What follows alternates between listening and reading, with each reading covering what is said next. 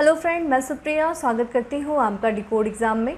Friend, आज history की MCQ series में हम सॉल्व करेंगे हाई कोर्ट आरओ में जितने भी एंशिएंट एंड मेडावल से संबंधित प्रश्न पूछे गए थे, हम उन्हें एक एक करके डिस्कस करेंगे। इस क्लास को मैं 2 पार्ट में डिवाइड करूँगी, जिसमें आज पार्ट 1 में अप्रॉक्स 20 to 25 क्वेश्चंस को डिस्कस किया जाएगा और इन क्वेश्चंस के थ्रू हम उससे संबंधित जो भी चैप्टर है उसको भी रिवीजन करने की कोशिश करेंगे।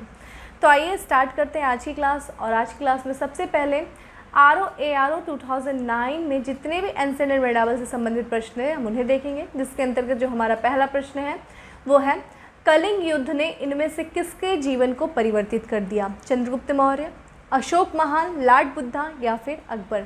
तो कलिंग युद्ध ने जिसके जीवन को परिवर्तित कर दिया वो था अशोक महान। अशोक महान मौर्य वंश का शासक। मौर्य वंश की स्थापना किसने की थी? चंद्रगुप्त मौर्य ने की थी।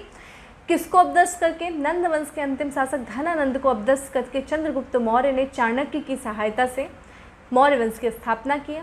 चंद्रगुप्त मौर्य का ही पौत्र है अशोक जो कि 273 ईस्वी पूर्व में मौर्य वंश का शासक बनता है, लेकिन जो इसका राज्याभिषेक होता है वो 269 ईस्वी पूर्व में होता है। ठीक है, चूँकि ये देखा जाए तो 273 में शासक बनता है, लेकिन इसको अपने भाइयों से संघर्ष करना पड़ता है राजगद्दी को प्राप्त करने में, जिसके वजह से इसको 4 वर्ष लग जाते हैं और 4 वर्षों के बाद इसने जो अपना राज्याभिषेक करवाया 269 ईस्वी पूर्व में। अपने राज्याभिषेक के 8वें वर्ष बाद या फिर कह लीजिए 9वें वर्ष में, 8वें वर्ष बाद या फिर 9वें वर्ष में यानी कि 269 ईस्वी पूर्व में इसने कलिंग पर आक्रमण किया और कलिंग का युद्ध हुआ। इस युद्ध के दौरान फ्रेंड माना जाता है कि लगभग 1 लाख लोग मारे गए, 1.5 लाख लोग लगभग घायल हुए और कई संख्या में लोग अपने घरों से विस्थापित हुए। ये सब दृश्य देख करके अशोक का जो हृदय है वो काफ़ी व्यथित हो जाता है और यहीं से इसके जीवन में एक व्यापक परिवर्तन आता है। और इसी युद्ध के बाद अशोक ने धम्म नीति, युद्ध नीति को छोड़ करके धम्म नीति को अपना लिया। ठीक है, ध्यान रखिएगा, धम्म नीति। ठीक है, पूरी तरीके से इसने युद्ध को छोड़ दिया और यही इसके जीवन का पहला और अंतिम युद्ध रहता है कलिंग का युद्ध। इन सब चीज़ों के बारे में जो हमें जानकारी मिलती है वो अशोक के 13वें शिलालेख से मिलती है, ये ध्यान रखिएगा।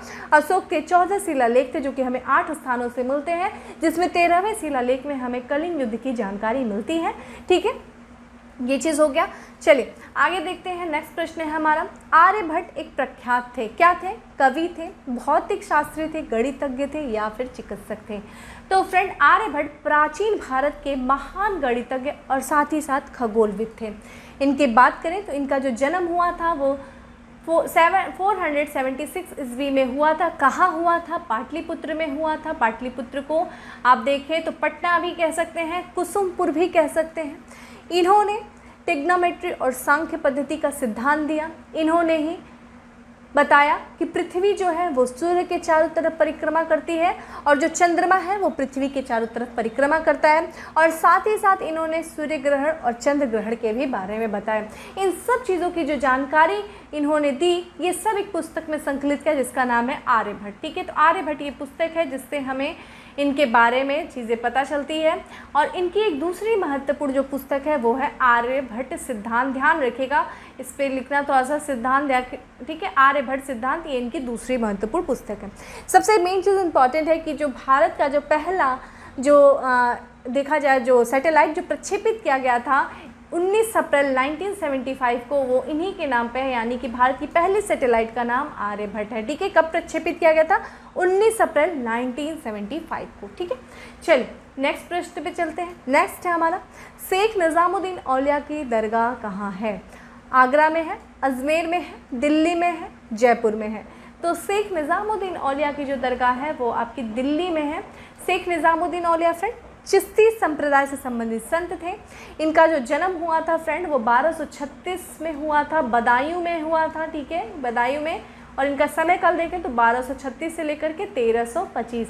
इस दौरान इन्होंने दिल्ली सल्तनत के लगभग 7 सुल्तानों का काल देखा। ठीक है, इनके बारे में कहा जाता है फ्रेंड कि एक आपको स्टेटमेंट बहुत पता होगा, या अक्सर लोग बोलते हैं कि दिल्ली दूर है। ठीक है, तो फ्रेंड ये वही है, शेख निज़ामुद्दीन औलिया ने ही बोला था हुजूर दिल्ली दूर है। किसको बोला था? गयासुद्दीन तुगलक।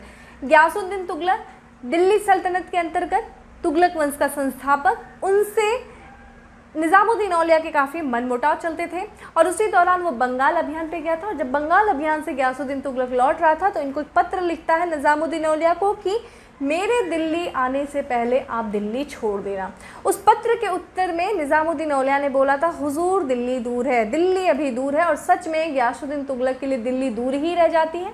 उस अभियान से जब लौट रहे होता है तो दिल्ली पहुंचने से पहले अफगानपुर में गयासुद्दीन तुगलक की मृत्यु हो जाती है। तो ये स्टेटमेंट भी आप ध्यान रखिएगा।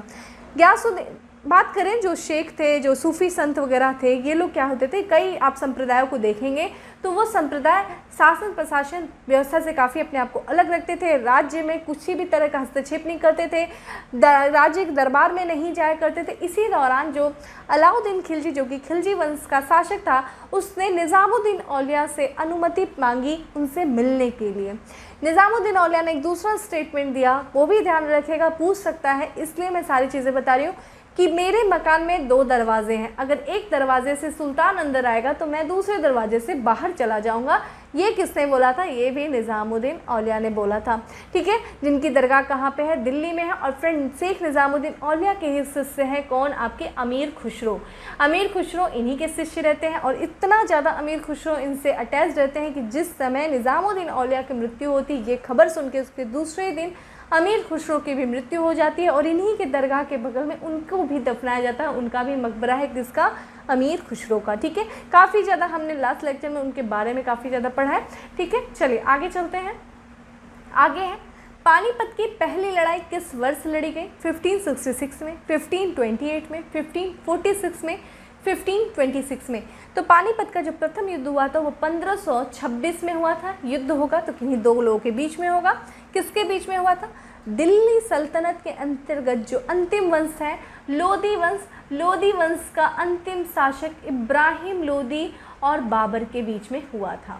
इब्राहिम लोदी युद्ध के दौरान ही मारा जाता है और वो दिल्ली सल्तनत का पहला और अंतिम शासक रहता है जो युद्ध के दौरान मारा जाता है। प्रश्न यहाँ से बनता है कि कौन सा शासक था दिल्ली सल्तनत के अंतर्गत जो युद्ध के दौरान मारा जाता है? वो है इब्राहिम लोदी। किस युद्ध के दौरान मारा जाता है? पानीपत के प्रथम युद्ध के दौरान मारा जाता है, 1526 में हुआ था। पानीपत का युद्ध जो था ये भारत पर 5वां आक्रमण था बाबर का। ठीक है, बाबर का 5वां आक्रमण था, ये भी पूछ सकता है। बाबर को आमंत्रित किसने किया था युद्ध के लिए? तो देखा जाए इब्राहिम लोदी का जो पंजाब का सूबेदार था दौलत खान लोदी और साथ ही साथ इब्राहिम लोदी के चाचा आलम खान लोदी से इन लोगों ने बाबर को आमंत्रित किया था और फिर बाबर ने इनको यानी कि इब्राहिम लोदी को पराजित करके युद्ध के दौरान ही उसकी हत्या हो जाती। ठीक है, इब्राहिम बात करें बाबर की तो इस युद्ध में जो उसके विजय होने का कारण था देखा जाए तो उसका एक तोपखाना और साथ ही साथ एक कुशल नेतृत्व और सेना नेतृत्व और उसके ही साथ साथ देखा जाए तो तुलगमा। ठीक है, तुलगमा युद्ध पद्धति का इस्तेमाल किया था बाबर ने। ठीक है, पानीपत के युद्ध में, जो कि बहुत उसके पक्ष में इस युद्ध को ले जाना था। ठीक है, कौन सा? तुलगमा। इस युद्ध के दौरान ऐसा माना जाता है बाबर को बहुत संपत्ति मिली और बाबर ने एक लाइन बोली, काबुल की गरीबी अब हमारे लिए नहीं है। इस युद्ध के बाद काबुल के हर व्यक्ति को, प्रति व्यक्ति इसने एक एक चांदी का सिक्का दिया और इसकी उदारता के लिए इसको क्या कहा गया? इसकी उदारता के लिए इसको कलंदर कहा गया। तो ये बोलता है कि कलंदर किसको कहा गया? वो बाबर को कहा गया। इसी युद्ध के दौरान इसके बाद इसने अपने काबुल के निवासियों को एक एक चांदी का सिक्का दिया और इस उदारता के कारण वहाँ के लोगों ने बाबर को कलंदर कहा। ये चीज़ ध्यान रखिएगा। ठीक है, चल नेक्स्ट प्रश्न पे चलते हैं। नेक्स्ट है हमारा आरओ 2014 में। देखते हैं क्या प्रश्न पूछा गया है। मथुरा कला मथुरा में विकसित हुई जो निम्नलिखित में से किस नदी के किनारे पर स्थित है? गंडक, यमुना, गंडक, गंगा, यमुना, कोशी। ठीक है, तो जो मथुरा कला है जिस मथुरा में विकसित हुई और जिस नदी के किनारे विकसित हुई वो थी यमुना। ठीक है फ्रेंड, जब आप मौर्योत्तर काल पढ़ेंगे तो मौर्योत्तर काल के दौरान बहुत सारे बाहरी आक्रमण हुए जिसमें जो एक कुषाण वंश था, कुषाण वंश के दौरान 2 शैलियों का विकास होता है जिसमें एक आपका मथुरा शैली थी और दूसरा आपका गांधार शैली थी। ठीक है, मथुरा और गांधार शैली। मथुरा शैली पूर्ण रूप से स्वदेशी थी, तो गांधार क्या थी फ्रेंड? जो गांधार थी वो मिश्रित थी, भारतीय शैली की और यूनानी शैली की। यूनानी शैली की जो हेलेनिस्टिक शैली और साथ ही साथ भारतीय शैली का मिश्रण था गांधार शैली। और मथुरा शैली जो थी वो पूर्ण रूप से विकसित भारतीय थी, यानी कि भारत में ही इसका पूरी तरीके से विकास हुआ। मथुरा शैली की बात करें फ्रेंड तो मथुरा शैली में लाल बलुआ पत्थर का इस्तेमाल किया जाता है। याद रखिएगा, लाल बलुआ पत्थर। ठीक है, ये चीज़ पूछता है। ये भी पूछ सकता है लाल बलुआ पत्थर का इस्तेमाल क्या, इसमें किन धर्मों की मूर्तियाँ बनाई जाती है, तो इसमें 3 धर्मों की मूर्तियाँ बनाई जाती है। एक आपका हिंदू हो गया, दूसरा जैन हो गया देखा जाए, और तीसरा आपका बौद्ध हो गया। ठीक है, बौद्ध धर्म से। जो महात्मा बुद्ध की जो पहली मूर्ति बनी थी वो मथुरा शैली में बनी थी, मथुरा कला में बनी थी, लेकिन जो सर्वाधिक जो मूर्तियाँ बनी थी वो आपकी गांधार शैली में बनी थी। ये चीज़ इंपॉर्टेंट है, जो पहली मूर्ति बनी थी वो मथुरा शैली में, लेकिन सर्वाधिक मूर्तियाँ जो वो गांधार शैली में बनी थी। और जो हिंदू जो मूर्तियाँ हैं, जो हिंदू देवी देवताओं की मूर्तियाँ भी जो पहले बनना शुरू हुई थी वो मथुरा शैली में ही बनना शुरू हुई थी। ये चीज़ इम्पॉर्टेंट है। इसमें देखा जाए तो आध्यात्मिकता और साथ ही साथ देखा जाए तो भावुकता की इसमें काफ़ी ज़्यादा प्रधानता रहती है। और उसके बारे में ये जो प्रकाश में आया, ये मथुरा कला शैली, वो 1836 में आया। तो ये चीज़ ध्यान रखेगा। इससे संबंधित इतना ही है, इससे ज़्यादा कुछ नहीं पूछेगा। ठीक है, चलिए आगे चलते हैं। आगे है हमारा मुग़ल कालीन भारत में जमा और हासिल का मूल अंतर निम्नलिखित में से क्या है। जमा और हासिल, जमा इकट्ठा की गई रकम और हासिल अनुमानित रकम है। जमा भू राजस्व था, जबकि हासिल व्यापारियों पर लगने वाला कर था। जमा शिल्पकारों पर लगने वाला कर था, जबकि हासिल कुल आमदनी थी। जमा निर्धारित रकम थी और हासिल सचमुच वसूल की गई रकम थी। तो आंसर फ्रेंड हमारा डी हो जाएगा, यानी कि जमा निर्धारित रकम थी और हासिल सचमुच वसूल की गई रकम थी। इसके बारे में अगर बात करें फ्रेंड, देखिए एक जागीर होती थी, मतलब जो वहाँ के शासक प्रशासक वर्ग थे उनको जागीर दी जाती थी। जागीर होती थी भूमि का टुकड़ा। ठीक है, एक भूमि से एक अनुमान लगाया जाता था कि इस भूमि से हमें इतना राजस्व मिलेगा। मान लीजिए एक ज़मीन है, ज़मीन का टुकड़ा है, इस पे अनुमान लगाया गया कि इस ज़मीन से हमें 100 रुपये मिलेंगे। ठीक है, ये अनुमान लगाया गया कि जो हमें राजस्व प्राप्ति होगी वो 100 रुपये होगी, लेकिन एक्चुअली में जब हम राजस्व प्राप्ति होती है तो 60 रुपये ही होती है। यानी कि हमने अनुमान जो लगाया 100 रुपये का, वो क्या हो गया, आपका जमा हो गया। यानी कि जो अनुमानित जो राजस्व है वो आपका 100 रुपये है, लेकिन जो वास्तविक रूप से जो आपको हासिल हुआ वो क्या हुआ, वो आपका 60 रुपये हुआ, जो कि जिसे क्या कहते हैं, हासिल कहते हैं। तो याद रखिएगा, जमा यानी कि जमाद्दीन जो हो गया, जो हमने अनुमान लगाया, और हाले हासिल जो है यानी कि हासिल है जो वो आपका क्या हो गया, वो 60 रुपये हो गया। यानी कि जो आपने अनुमान, ये चीज़ मैं बार बार इसलिए इसको रिपीट कर रही हूँ, इसको समझ लो, बिल्कुल इसको रटने की जरूरत नहीं पड़ेगी। ठीक है, हमने अनुमान इतना लगाया लेकिन हमें मिला इतना, जो हमने अनुमान लगाया वो आपका जमा था और जो हमें मिला वो आपको हासिल था। ठीक है, यही इसका मूल अंतर है। और उस समय मुग़ल काल में देखेंगे तो जो लगान वसूल करने का जो कार्य क्या करता था, कौन करता था, आपके जो जागीरदार होते थे, क्योंकि जागीर होती थी ना, जागीर जिसको भूमि का टुकड़ा कहते थे, जागीरदार हो गए, तालुकदार हो गए, मुकद्दम हो गए, पाटिल हो गए, ठीक है, पटवारी हो गए, यही लोग जो होते थे ये जागीरदार से राजस्व वसूल करने का, जागीर से राजस्व वसूल करने का कार्य करते थे। ठीक है, आई थिंक ये आपको समझ में आ गया होगा। चलिए नेक्स्ट चलते हैं। भारत के राष्ट्रीय चिन्ह के नीचे लिखे शब्द सत्यमेव जयते को निम्नलिखित में से किस ग्रंथ से लिया गया है। सत्यमेव जयते यानी कि सत्य की ही सदैव विजय होती है, किस ग्रंथ से लिया गया है। सत्यार्थ प्रकाश, मुंडक उपनिषद, सामवेद, भागवत गीता। तो जो भारत की जो राष्ट्रीय चिन्ह फ्रेंड कहाँ पे, पहली बात तो ये देख लो, ये तो आपका जो अशोक का जो सारनाथ का जो अशोक चिन्ह है, सिंह स्तंभ है, वही आपका जो राष्ट्रीय चिन्ह है। और उसी के नीचे देवनागरी लिपि में देखा जाए, देवनागरी लिपि में सत्यमेव जयते लिखा है। ये कहाँ से हमने लिया था, ये मुंडक उपनिषद से लिया था। ठीक है फ्रेंड, हमने जब वैदिक काल पढ़ा था तो वैदिक काल में देखा गया, तो देखिए जितने भी जब आपने वेद पढ़ो तो हर वेद का अपना एक उपनिषद है। ठीक है, जिसमें हम अथर्ववेद देखेंगे तो अथर्ववेद जो है उसके जो आपके उपनिषद है, आपका एक मुंडक उपनिषद है, दूसरा आपका मांडुक उपनिषद है। ये भी ध्यान रखेगा, कभी कभी ये भी दे देगा, लोग कंफ्यूज हो जाएंगे, हो सकता है दोनों ही दे दे, एक मुंडुक भी दे दे, दूसरा मांडुक को भी दे दे, तो कंफ्यूज मत होना। मुंडक उपनिषद में सत्यमेव जयते लिखा गया है, वहीं से हम लोगों वहीं से इसको लिया गया है, अथर्ववेद से संबंधित है ये, तो ये चीज़ ध्यान रखेगा, सत्यमेव जयते।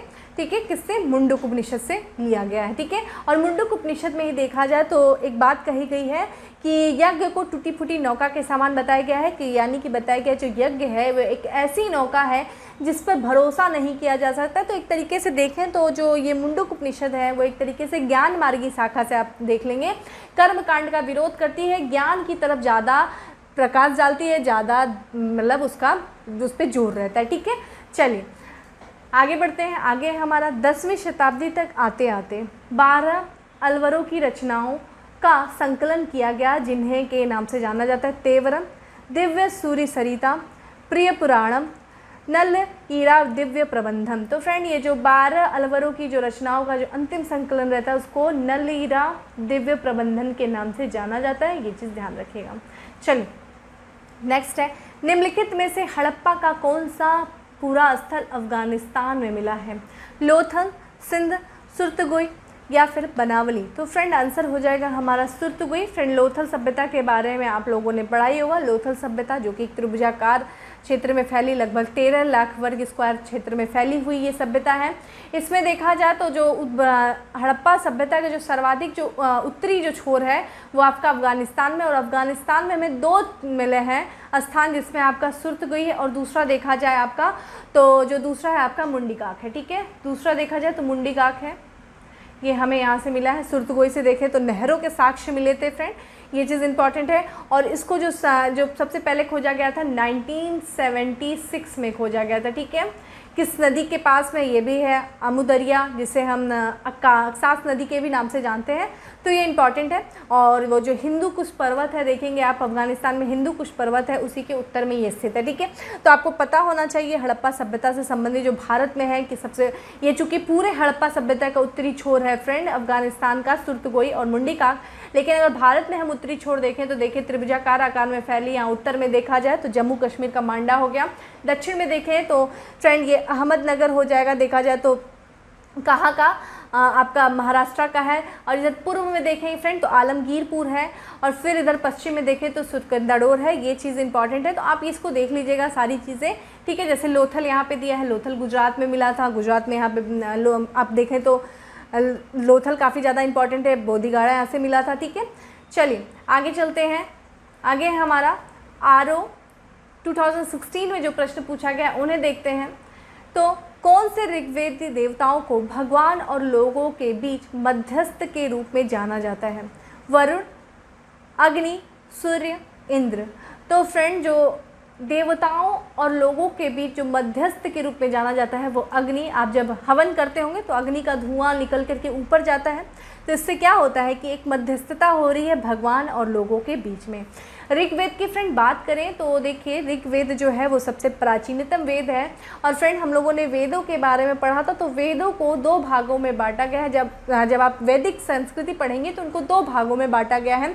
एक आपका पूर्व वैदिक संस्कृति है और जिसे हम ऋग्वैदिक संस्कृति भी कहते हैं, और दूसरा आपका उत्तर वैदिक संस्कृति। ठीक है, तो पूर्व वैदिक संस्कृति जिसे हम ऋग्वैदिक संस्कृति के नाम से जानते हैं, उसकी जो जानकारी हमें ऋग्वेद से मिलती है, इसीलिए हम उसका नाम ऋग्वेद भी कह देते हैं।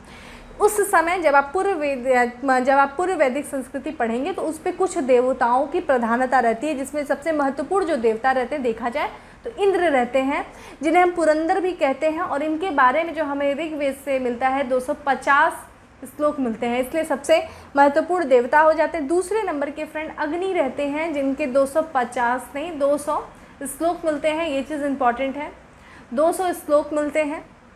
ठीक है, और ये जो अग्नि है इन्हें हम देवताओं को आहुति देने के लिए इस्तेमाल करते हैं, और इसी अग्नि को हम देवताओं का मुख भी कहते हैं। ये इम्पॉर्टेंट है। ठीक है, तो कितने श्लोक मिलते हैं अग्नि के? हमें 200 श्लोक मिलते हैं ऋग्वेद में। ठीक है, और ये दूसरे सबसे प्रमुख देवता है, और सबसे प्रमुख देवता इंद्र हैं, जिनके हमें 250 श्लोक मिलते हैं। तीसरे जो सबसे प्रमुख देवता हैं वो आपके वरुण हैं, जिनके हमें 30 श्लोक मिलते हैं।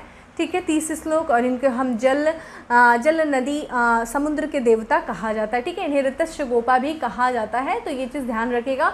तो भगवान और लोगों के बीच जो मध्यस्थता के रूप में जाना जाता था, तो अग्नि जाना जाता था ऋग्वैदिक देवता के रूप में। ठीक है, चलिए नेक्स्ट है, किस मौर्य सम्राट ने स्मारकों के लिए पत्थर के सामान्य प्रयोग की शुरुआत किया? बिंदुसार, अशोक, कुणाल, चंद्रगुप्त मौर्य।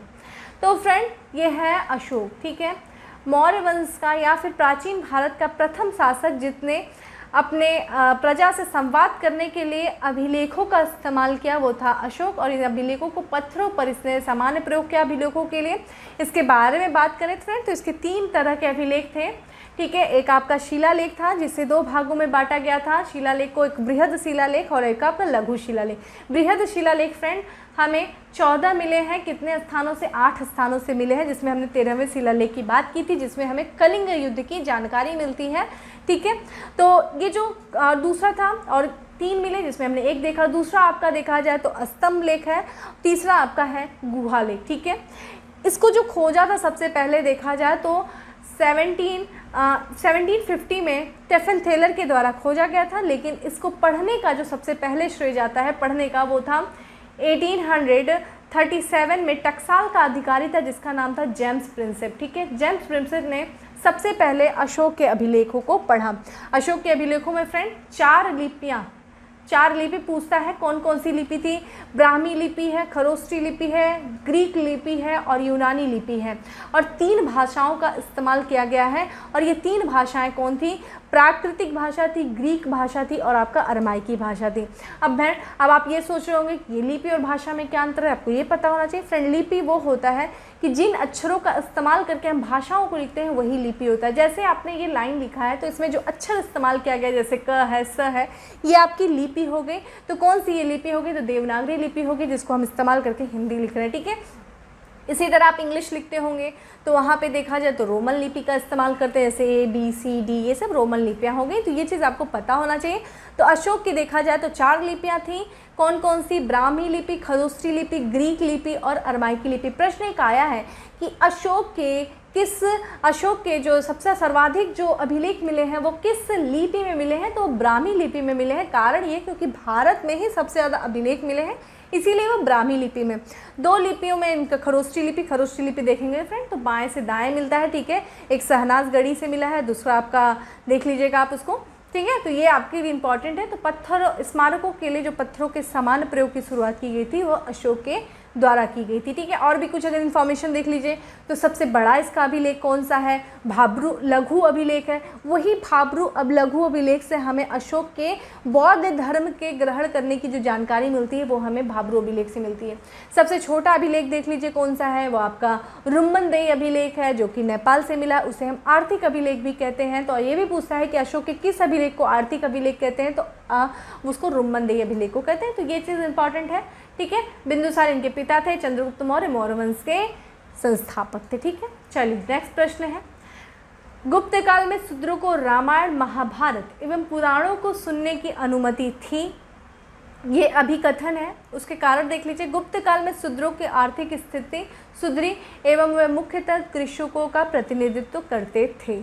तो यहाँ पे देख लीजिए A और R दोनों सत्य है तथा R जो है वो A का सही व्याख्या नहीं करता है। A सत्य है परंतु R असत्य है, A असत्य है परंतु R सत्य है। A और R दोनों सत्य हैं और R जो है A की सही व्याख्या करते हैं। यही हमारा आंसर हो जाएगा। ठीक है, बात करें गुप्त काल में फ्रेंड, इस सब के बारे में जो हमें जानकारी मिलती है वो वेन सॉन्ग के जो विवरण है, वेन सॉन्ग के द्वारा जो विवरण दिया गया था उससे, और साथ ही साथ देखें तो नृसिंह के पुराणों से हमें इनके बारे में जानकारी मिलती है कि जो गुप्त काल में जो शूद्र थे उनको रामायण, महाभारत और पुराणों को सुनने की अनुमति थी। और चूंकि इन्होंने गुप्त काल में इन शूद्रों ने कृषि कार्य को अपना लिया था, जिनसे इनकी आर्थिक स्थिति काफ़ी सुधार हुई थी। ठीक है, तो ये इसका काफ़ी ज़्यादा यही इसका आंसर है। ठीक है, नेक्स्ट चलते हैं। नेक्स्ट है, निम्नलिखित में से कौन सी पुस्तक अमोघ वर्ष द्वारा नहीं लिखी गई? अमोघ वर्ष राष्ट्रकूट वंश का शासक रहता है, स्वयं विद्वान रहता है, विद्वानों का संरक्षक रहता है, इसने कई पुस्तकें लिखी हैं। तो ये पूछा इसमें से कौन सी पुस्तक नहीं लिखी गई है? रत्नामलिक, पसानोथ रामलिका, आदि पुराण, कविराज मार्ग। तो फ्रेंड आंसर हो जाएगा आदि पुराण। आदि पुराण का जो रचना किया था वो जिनसेन ने किया था। ये जैन आचार्य थे जिनसेन ने। ठीक है, जिनसेन ने किया था आदि पुराण की रचना। आदि पुराण जैन धर्म का प्रमुख पुराण माना जाता है फ्रेंड, और इसकी रचना जिनसेन ने किया था, जो कि एक जैन आचार्य रहते हैं और ये अमोघ वर्ष के ही दरबार में रहते थे। अमोघ वर्ष के फ्रेंड बारे में बात करें तो ये राष्ट्रकूट वंश का शासक था। राष्ट्रकूट वंश की स्थापना कितने की थी? 752 में दंती दुर्ग ने किया था। और फ्रेंड इसके बारे में इसने जो रचनाएं किया वो देखा जाए तो रत्नामलिक किया था, पासोनोथ राममलिक किया था, कविराज जो कविराज मार्ग है काफ़ी इंपॉर्टेंट है इसकी रचना, कविराज मार्ग फ्रेंड जो कि आंसर के ये चीज़ ध्यान रखिएगा, आपका डी आंसर है, सी आंसर है आदि पुराण। कविराज मार्ग फ्रेंड जो है वो माना जाता है कि ये इसकी जो रचना है वो कन्नड़ भाषा का प्रथम काव्य है, ठीक है। कविराज मार्ग कन्नड़ भाषा का प्रथम काव्य लिख लीजिए, ठीक है। और इसके बारे में एक प्रश्न आता है कि फ्रेंड कौन सा शासक था, राष्ट्रकूट शासक जो सैनिक छावनी में पैदा हुआ था, वो अमोघवर्षी था फ्रेंड। इसके जो पिता थे गोविंद तृतीय, वो उत्तर भारत के अभियान से वापस लौट रहे थे, उसी दौरान सैनिक छावनी में अमोघवर्ष का जन्म हुआ था। तो ये भी प्रश्न आपसे पूछ सकता है, ये चीज़ ध्यान रखिएगा। चलिए नेक्स्ट पे चलते हैं। नेक्स्ट है हमारा, जहांगीर के शासनकाल की विफलता का सबसे बड़ा कारण क्या है। जहांगीर के शासनकाल की विफलता का, दक्कन में जमीन का 1 इंच भी हासिल न कर पाना, गांधार को पर्शिया के हाथों गवा बैठना, गुरु अर्जुन देव की फांसी, नूरजहां जनता का बनना और प्रधानता हासिल करना। ये भी है कारण कुछ, ये भी मान सकते हैं। काफ़ी कंट्रोल हो जाता है और कहा जाता है कि अगर नूरजहां को इतना ज़्यादा मतलब प्रधानता नहीं मिली होती, जहांगीर काफ़ी सफल शासक रहा होता, लेकिन काफ़ी ये चीज़ कारण। लेकिन जो सबसे महत्वपूर्ण कारण है वो है कांधार का पारसियों के हाथों गवा बैठना। कांधार की फ्रेंड बात करें तो सामरिक और राजनीतिक दृष्टि से काफ़ी महत्वपूर्ण क्षेत्र था कांधार, जो कि वहाँ का एक पारसिया जिसे हम फारस भी कहते हैं, तो फारस का शासक था जिसका नाम था अब्बास प्रथम, ठीक है। अब्बास प्रथम ने कांधार को छीन लिया था जहांगीर से। कांधार पे अधिकार फ्रेंड जहाँ अकबर के समय किया गया था, और यही इसके असफलता का, विफलता का बहुत बड़ा कारण बनता है। और यहाँ देखिए तीसरा स्टेटमेंट फ्रेंड दिया है, गुरु अर्जुन देव को फांसी, ये भी जहांगीर के समय में दिया गया था। कारण ये था, जहांगीर की जो प्रथम पत्नी है जिनका नाम था मानबाई, नाम रखिएगा ध्यान, मानबाई इनकी प्रथम पत्नी थी, और प्रथम पत्नी जहांगीर की थी, और ये जहांगीर के आदतों से बहुत तंग आ चुकी थी और इन्होंने आत्महत्या कर लिया था। मानबाई का ही पुत्र था खुसरो, ठीक है, यानी कि जहांगीर का पुत्र या मानबाई का पुत्र खुसरो था। वो जहांगीर को जिम्मेदार मानता था अपनी माँ की मृत्यु का, ठीक है।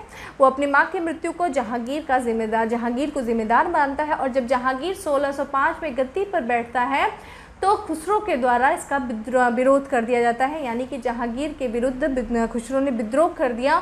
और इस कारण वो जब भाग करके जाता है और गुरु अर्जुन देव के पास, तो गुरु अर्जुन देव ने इसको आशीर्वाद दिया या फिर कह सकते हैं समर्थन किया। तो गुरु अर्जुन देव आप देखेंगे सिख धर्म के जो 5वें गुरु रहते हैं, और इस कारण से जहांगीर ने गुरु अर्जुन देव को फांसी दे दी थी, ठीक है, कि उन्होंने एक राजद्रोही का साथ दिया, इस कारण से गुरु अर्जुन देव को फांसी दे दी गई। और फिर उसके बाद यही कारण था। उसके बाद देखें तो आप आगे चलेंगे तो जब औरंगजेब आएगा तो सिख धर्म के 9वें गुरु जिनका नाम था गुरु तेग बहादुर को फांसी दिया था। तो 2 जो गुरु लोग थे, जो कि गुरु अर्जुन देव 5वें नंबर के और गुरु गोविंद सिंह जो कि 9वें नंबर, उनको 2 मुगल शासकों के द्वारा मतलब मृत्युदंड की सज़ा दी गई थी। ये चीज़ आपके लिए इंपॉर्टेंट है। तो आंसर क्या हो जाएगा, कांधार को पारसियों के हाथों गवा बैठना जहांगीर के शासनकाल की विफलता का कारण था, क्योंकि कांधार का एक अपना सामरिक और एक अपना राजनीतिक महत्व बहुत ज़्यादा था।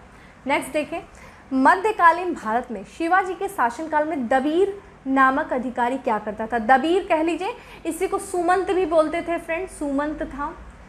तो इसका कार्य क्या होता था, खुफिया या जासूसी गतिविधियों का प्रभारी होना, शाही दरबार में समारोहों का प्रबंधक होना, राज्य की व्यवहारिकता में उनके साथ होना, राजा के निजी गार्ड सुरक्षा गार्ड का प्रभारी होना। तो फ्रेंड ये जो सुमंत थे या दबीर थे वो खुफिया या जासूसी गतिविधियों का प्रभारी होते थे। आप जब मराठा पढ़ेंगे तो छत्रपति शिवाजी महाराज के शासन प्रशासन में उनको सहायता करने के लिए 8 मंत्रियों का समूह होता था, जिसे हम अष्टप्रधान कहते थे, ठीक है, अष्टप्रधान, 8 मंत्रियों का समूह। फ्रेंड ये मंत्रिमंडल नहीं होता था, कंफ्यूज कर सकता है। ये 8 मंत्रियों का समूह था जो राजा के शासन प्रशासन व्यवस्था में राजा की सहायता करता था और ये परामर्श देता था। राजा यानी कि जो छत्रपति जी थे वो इनके परामर्श, इनके सलाह को मानने के लिए बाध्य नहीं होते थे। इसमें अष्टप्रधान में देखा जाए सबसे जो प्रमुख पद था वो पेशवा का पद था। फिर देखेंगे तो अमात्य आएगा, फिर उसके बाद देखेंगे वाक्यान्विश है, और आप दबीर को देख रहे हैं, आप बाकी देख लेना जितने भी 8 पद हैं। तो ये कार्य क्या करता था, एक तरीके से ये विदेशी मंत्री भी था और साथ ही साथ जासूसी गतिविधियों में का भी ये प्रभारी होता था। कौन, दबीर, जिसे हम सुमंत भी कहते हैं, ठीक है। चलिए नेक्स्ट है, किस बहमनी शासक ने राजधानी को गुलबर्गा से बिदर हस्तांतरित किया? बहमनी शासक, ठीक है, गुलबर्गा से बिदर हस्तांतरित किया। महमूद शाह, अहमद शाह, यूसुफ शाह या फिर महमूद शाह, ठीक है, मोहम्मद शाह, अहमद शाह, यूसुफ शाह या फिर महमूद शाह। तो फ्रेंड ये आंसर हो जाएगा बी, ठीक है, महमूद शाह प्रथम या से महमूद शाह अली, और इसको क्या कहते हैं हम? शहाबुद्दीन अहमद शाह प्रथम भी कहते हैं, शहाबुद्दीन अहमद प्रथम भी कहा जाता है, शहाबुद्दीन अहमद प्रथम, ठीक है, प्रथम के नाम से। इसने अपनी राजधानी गुलबर्गा से बिदर को हस्तांतरित किया और उसका नाम मुहम्मदाबाद रखा, ठीक है, मुहम्मदाबाद, याद ध्यान रखेगा, दाबाद, ठीक है, मुहम्मदाबाद रखता है। काफ़ी लोगों को राइटिंग क्लियर नहीं लगती, एक्चुअली प्रॉब्लम यहाँ पे सिस्टम पे होती है, लिखने में प्रॉब्लम होती है, इस वजह से आपको क्लियरिटी नहीं मिलता है, ठीक है, ध्यान रखिएगा, मुहम्मदाबाद रखा। तो किसको रखा? बिदर का नाम जो मुहम्मदाबाद रखा। प्रश्न ये बताए गुलबर्गा को राजधानी किसे बनाया था? तो फ्रेंड जो बहमनी साम्राज्य का संस्थापक जिसे हम जफ़र खां कहते हैं या फिर जो फेमस है हसन गंगू के नाम से, ठीक है, हसन गंगू जो कि बहमनी साम्राज्य का संस्थापक था। 1347 में इसने बहमनी साम्राज्य की नींव रखी और अपनी राजधानी गुलबर्गा को बनाया और उसका नाम रखा इसने अहसानाबाद, ठीक है, अहसानाबाद इसने नाम रखा। जो बोल रही है उसको लिखते जाओ, इस पर मत ध्यान दो, सिस्टम पे प्रॉब्लम होती है लिखने में, इसलिए ये राइटिंग ऐसी होती है, ठीक है। तो किसने? जफ़र खां, जिसे हम हसन गंगू के नाम से जानते हैं, उसने बहमनी साम्राज्य की नींव रखी। कब रखी? 1347 में रखी और इसने अपनी राजधानी गुलबर्गा को बनाया जिसका नाम इसने अहसानाबाद रखा। उसके बाद देखेंगे जो अहमद शाह आता है, इसका जो समय देख लीजिए 1422 से लेकर के देख लीजिए, अहमद शाह का जो समय है वो 1400 माना जाता है, 1435 के बीच में माना जाता है। और इससे जो अपनी बिदर को राजधानी बनाया था 1425 में बनाया था और इसने क्या नाम रखा था फ्रेंड? मुहम्मदाबाद रखा था, ठीक है। चलिए आगे बढ़ते हैं। निम्नलिखित में से कौन सा मुस्लिम आंदोलन मानवता के एक वैश्विक धर्म को मानता है एवं जिहाद के खिलाफ है? मानवता के वैश्विक धर्म को मानता है, जिहाद के खिलाफ है। अहमदिया आंदोलन, टीटू मीर आंदोलन, फरेजी आंदोलन, बहावी आंदोलन। तो फ्रेंड ये आंसर है अहमदिया आंदोलन। या अहमदिया आंदोलन की जो शुरुआत की गई थी 1889 में की गई थी। किसके द्वारा की गई थी? तो मिर्ज़ा ग़ुलाम अहमद के द्वारा, ठीक है, मिर्ज़ा ग़ुलाम अहमद के द्वारा इसकी शुरुआत की गई थी, ठीक है, 1889 में किया गया था। और इस आंदोलन का उद्देश्य था जो मुसलमान हैं उन पे आधुनिक बौद्धिक विकास को बढ़ावा देना और साथ ही साथ उनके अंदर जो है जो धर्मोपदेश और नियमों को उदार बनाना, ठीक है, ये चीज़ अहमदिया आंदोलन का मेन उद्देश्य था।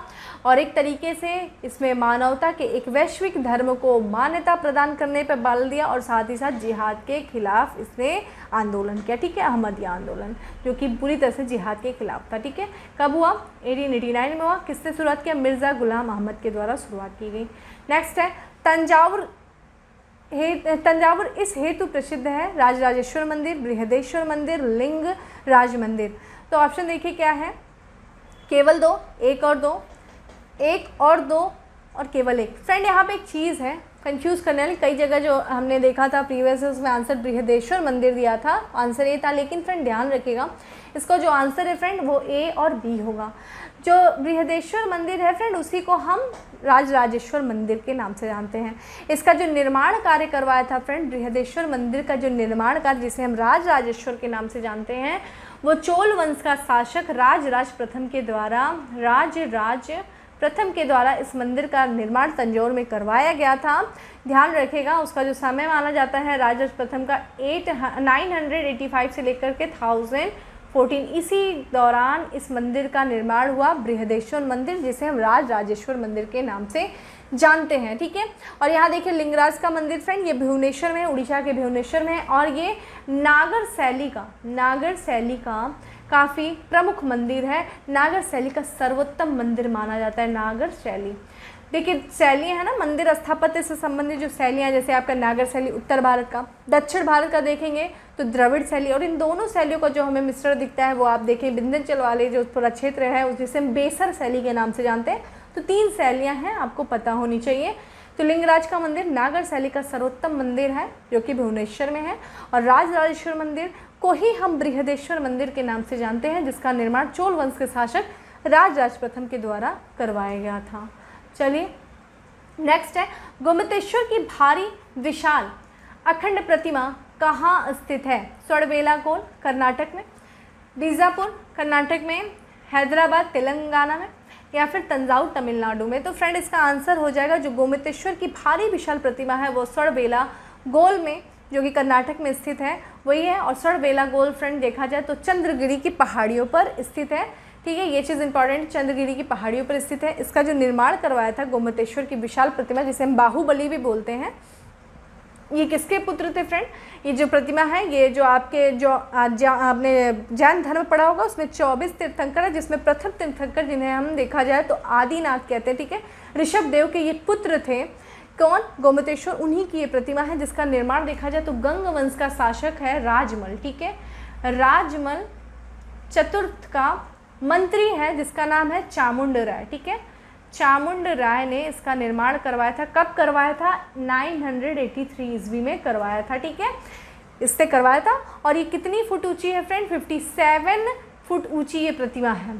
और प्रति 12 वर्ष यहाँ पे इस प्रतिमा पर महामस्ताभिषेक जो है आयोजन करवाया जाता है, ठीक है, महामस्ताभिषेक का आयोजन किया जाता है प्रति 12 वर्ष के अंतराल पे, ठीक है, ध्यान रखेगा।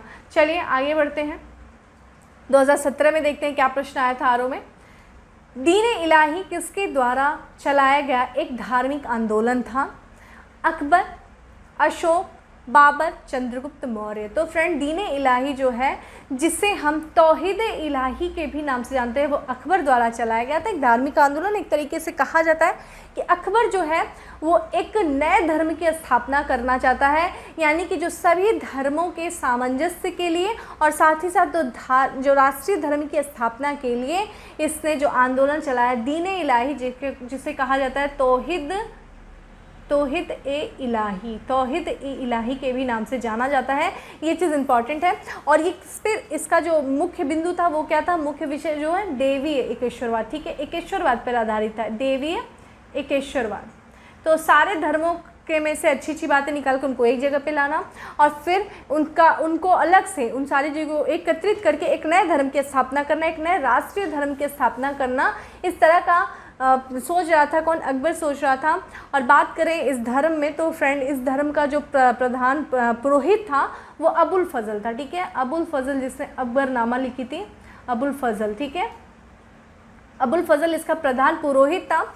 मात्र 18 लोग ही इस धर्म के इस धार्मिक आंदोलन के अनुयायी बने थे, 18 लोग, जिसमें एकमात्र जो हिंदू था वो बिरबल था, ठीक है, बिरबल ही एकमात्र हिंदू था जिसने इस धर्म को, इस धार्मिक आंदोलन का वो भाग बना। बाकी देखा जाए तो इसके जो प्रधान पुरोहित थे वो अबुल फजल थे, ध्यान रखिएगा, ठीक है।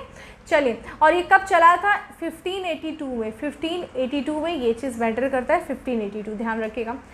नेक्स्ट है हमारा, गौतम बुद्ध ने उत्तर प्रदेश के डैश में अपना पहला उपदेश दिया? सारनाथ में, मिर्ज़ापुर में, अयोध्या में, कुशीनगर में। तो फ्रेंड प्रथम जो उपदेश दिया था महात्मा बुद्ध ने वो सारनाथ में दिया था, ठीक है, सारनाथ में इन्होंने अपने 5 शिष्यों को पहला उपदेश दिया था, जिसको हम इस घटना को क्या कहते हैं? धर्मचक्र प्रवर्तन, ठीक है, धर्मचक्र प्रवर्तन, याद रखेगा, प्रवर्तन। इन्होंने, इनके बारे में अगर थोड़ा सा बात करें तो इन्होंने 29 वर्ष की अवस्था में अपना गृह त्याग किया, पूछता है 19 वर्ष की अवस्था में, और 35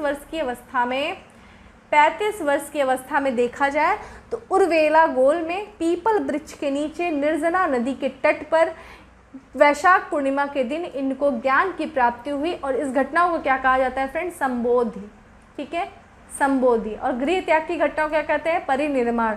गृह त्याग की घटना को परिनिर्माण, जो कि 29 वर्ष में किया। 35 वर्ष की आयु में इनको संबोधि प्राप्त हुआ, यानी कि ज्ञान की प्राप्ति हुई। इसके बाद ये क्या कहें? महात्मा बुद्ध कहलाए, ठीक है, या तथागत भी कहलाए।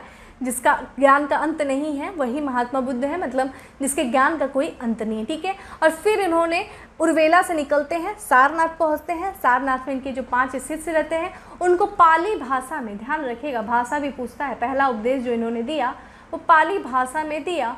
और इसी घटना को क्या कहा गया, धर्म चक्र प्रवर्तन कहा गया।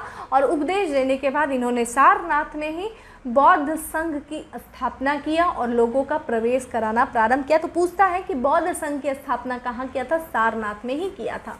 और इन सब चीज़ों की जो हमें जानकारी मिलती है वो हमें संयुक्त निकाय से मिलती है, जो कि सुत्त पिटक से अंतर्गत आता है। तो ये चीज़ इंपॉर्टेंट है, ध्यान रखिएगा, ठीक है। तो कहाँ, सारनाथ में इन्होंने सबसे पहला उपदेश दिया। आज के अंतिम प्रश्न पे चलते हैं कि मुगल सम्राट अकबर के हिंदू सलाहकार बिरबल का जन्म का नाम निम्न में से क्या था, ठीक है। तो क्या था, इंद्रेश दास, महेश दास, सुदेश दास, मुकेश दास। तो फ्रेंड इनका जो नाम था वो महेश दास था। बात करें बिरबल की तो फ्रेंड इनका जो जन्म, ये अकबर के 9 रत्नों में से एक थे।